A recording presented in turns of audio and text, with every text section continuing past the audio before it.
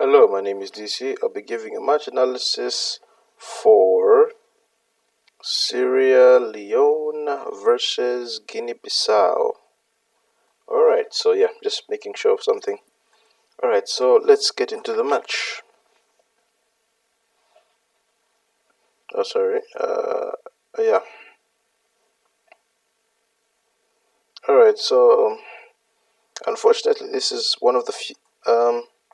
It's one of those whereby the clip that I have, it's skipping, not really skipping, but it's not showing like the whole thing.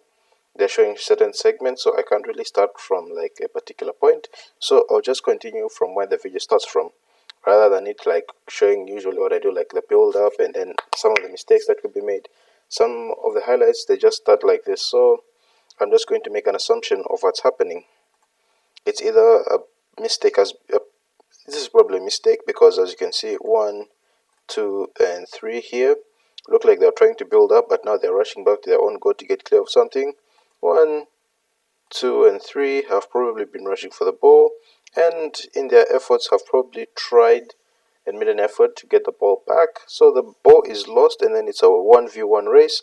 And the unfortunate part here is that you can't really tell who had the defense, and that if I was to give you this still image, it would be very difficult for you to tell who's in the attacking phase and who's in the defensive phase. But the keeper here makes a choice to come out. Sorry, let me press that again.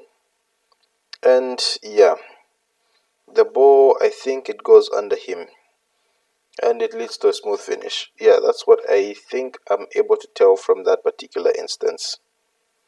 Alright, so second goal happens somewhere here.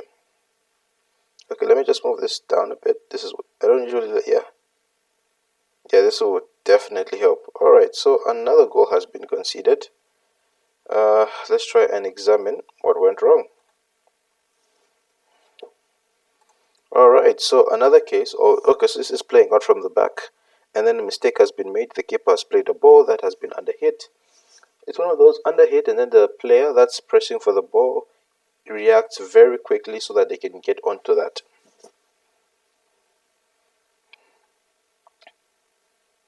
Because look at this, he is rushing because he knows he's played a bad pass. You can tell this is build up because we have 1, 2, 3, 4, 5 in positions in which they could receive the ball and help the keeper play out the back. But unfortunately, keeper plays it and very, very lightly, and there is a player here who is willing to chase that ball down to make sure he grabs himself a goal. And yeah, just like that, an easy goal.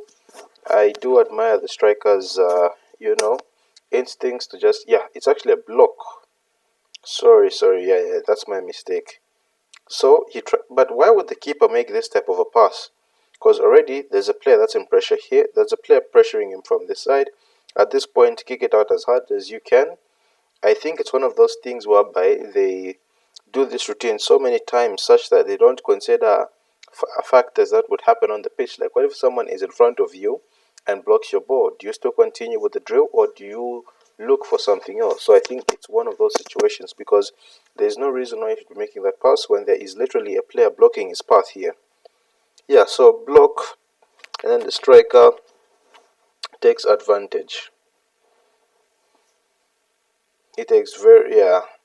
There was no need for him to play that ball. It's probably they've done it so many times. The keeper probably did it automatically without even considering the danger. Yeah, so just going to let this replay, because after this there is the next goal that's scored. At that particular point in time in the match, that was probably like a goal that gave a bit of hope that they would make a comeback. Okay, they've replayed this goal a lot of times, and I don't know when to go next, because I might just skip. But for those of you that yeah, so I could say this is a good finish, but let's analyze this. Alright, so he is doing what any forward player does: make a run. It does not matter if the ball be played into you or not, you just make the run, because sometimes it confuses people. But now the fact you have 1, 2, 3, 4, they're all within the vicinity. He doesn't try to take charge of the situation by closing him down. He does not do the same thing, because at this point the player here has eliminated himself, because at this point he's offside. These two players in between here, can either one of them can make that sacrifice of pushing to get the ball, because one of them, if it was one player, once one goes, the other stays, so that just in case of cases they block him out. But if both of them push up, it means that this guy here will be offside. So because of the hesitation here, and I think they didn't really expect him to shoot and score. Yeah, that's why they gave him all that space to shoot the ball into the back of the net. These guys just left their keeper exposed. Let me just skip it a bit here. Oh, oh, I actually thought. All right, so okay, so this one, yeah, this is the last goal of the match.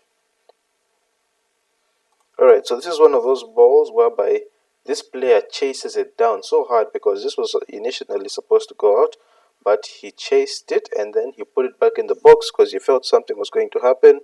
And once again, a player in between two center backs takes advantage of the space, puts the ball in the back of the net. Simple. Really, really, really simple. Great goal.